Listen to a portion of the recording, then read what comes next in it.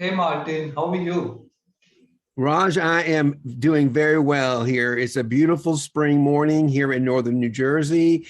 And I've been up early. I've had my coffee, and I wake up every single morning and I say to my divine intuition, my divine queer superpower, her name is Joy the Wise Woman. Okay, Joy, what are we going to do? What miracles are we going to perform today? How are we going to make the world better? How am I going to live that North Star of creating a world of abundance and prosperity? What are we going to do today in this beautiful spring day to create a miracle? So I'm feeling I'm in the flow. I'm creating a miracle today, and that feels good. I'm delighted to talking with you, to be very I'm honest. delighted talking to you too. And I'm wondering, Martin, tell us more about yourself, your background, and share your journey till date. I'm really curious about to know. That's a pretty big question. I'm 67 years old, so to share my journey today might take us a while. But let me just get to the most important question, and that is, how did I become a spiritual mindset coach, helping gay, bi, and trans business leaders and thought leaders and change agents to open up their heart, to move into this heart space, to love themselves more fully, so that they can be happier, maximize their happiness, and transform and save life. That's what I do today. That's who I am. But I haven't always been that person. I have not always been I wasn't particularly a happy person. And I had no idea what I was supposed to do in this life until I was in my 60s. And I grew up with this belief in my head that I didn't like too much, that if I wasn't rich and I wasn't successful and I didn't have a lot of money, I wasn't lovable. So talking about a shadow behavior, I did a lot of things I'm not too proud of growing up to try to get to the top of the ladder, and I did. I got to the top of the ladder, and in 2017 I was a top producer in a major Fortune 100 financial services firm here in Manhattan, in New York City, overlooking Park Avenue. I had a beautiful, prestigious office, and I was what's considered a top producer, and I made good money, and I was a big deal. I thought I was a big deal. You know what I'm saying? Until we elected this guy named Trump as our president. And it put me into a dark night of the soul. I immediately went from being I wouldn't say happy, but I was feeling like I was doing what I was supposed to be doing. And it all came tumbling down when we elected him president. Because for me, as a gay man, we had just elected all those bullies, all those boys who bullied me as a child for not being a normal boy. And I worked so hard to be a normal boy in my role that when I felt like I was an imposter, I was going to be let down. So I went from being a top producer to being actually on the edge of bankruptcy within a few months. And I had people, friends, attorneys, telling me, Martin, you could go bankrupt and you could solve these problems and you'd feel a lot better because you're a good candidate because you're not making any money. I was literally not making any money for 4 months. And I had a lot of bills to pay. And I didn't know what I was going to do about it. So I was having this pity party here one day at my house. You know what a pity party is? That's when you're sitting around the house feeling sorry for yourself. And I called my spiritual teacher and my coach. Her name is Teresa. And she said to me, Martin, she heard my story. And then she said, Martin, I don't recommend that you declare bankruptcy. It might make you feel a little better and it might relieve a little pain. But if you really want to solve this, you got to go deeper inside yourself and heal that wound. And the way to do that is to get on your hands and knees and surrender this to God. It's a practice of surrendering, where we surrender the ego thinking mind, the need to control things, the need to be right, the need to win, all those sort of personal narcissistic beliefs, which what drove me to the top of the mountain, by the way. I had to surrender all of that to God. And when I did, I mean, I knew I was in agony, and I knew exactly what she meant because I had surrendered those same things to God. I'd surrendered alcohol to God years ago, and I haven't had a drink in years, and I have no desire for one. So I did what she said. I got on my hands and knees, and I surrendered this to God. And I was there, and all of a sudden, this descendance of presence, what I know now to be Joy the Wise Woman, and I'd had a relationship, but never any kind of experience of this magnitude. And this voice said to me, Martin, none of this stuff matters. It doesn't matter if you're rich, if you're successful, if you have a big car. All that matters, all that matters is that you show up with love and gratitude, and I will do the rest. I meaning be still and know that I am God. That I, the big I. And that is when I really broke into the relationship that I have today with my divine intuition, my divine queer superpowers. And I call her Joy, the wise woman. At the time, I just called her Joy because I felt so much joy in my heart that all of a sudden I felt like the universe had just grabbed me and held me and said, I got you.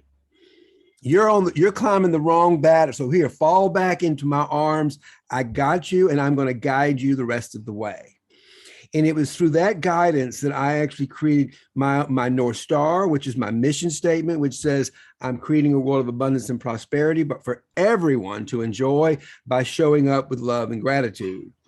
And I do that in my business by being able to coach people into living in heart space, to living in this space of unconditional love energy. So that was a transformational moment for me that took me out of the darkness and into the light, if you will. And that's how I became a spiritual mindset coach, because it's a lot of fun to pull people into the light.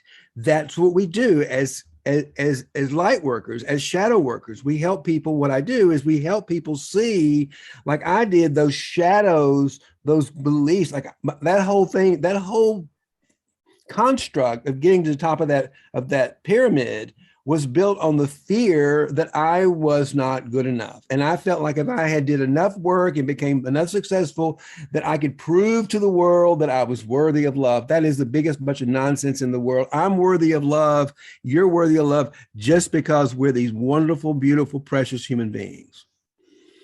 And so my job today as a spiritual mindset coach is to get people to begin to lead their lives the way I do. And I believe the way you do too, is we lead from our heart. We lead from the mind of the heart. I'm a Christian contemplative, and we might say we lead with the mind of Christ. We put on the mind of Christ to lead our lives. And when we lead from that place of Christ, when we lead from the place of unconditional love, we can make all the things happen in the world our heart desires. That's how we create. That's how we, and for the word today is manifest. That's what manifesting is. It's putting all that love, light, creative energy into something we believe in and we think is going to be better for the world. And all of a sudden, out of thin air, it becomes real. That's what creating is. That's what we get to do as that creative life force within us as creators. We create the world we want to live in. So, spiritual mindset and emotional intelligence,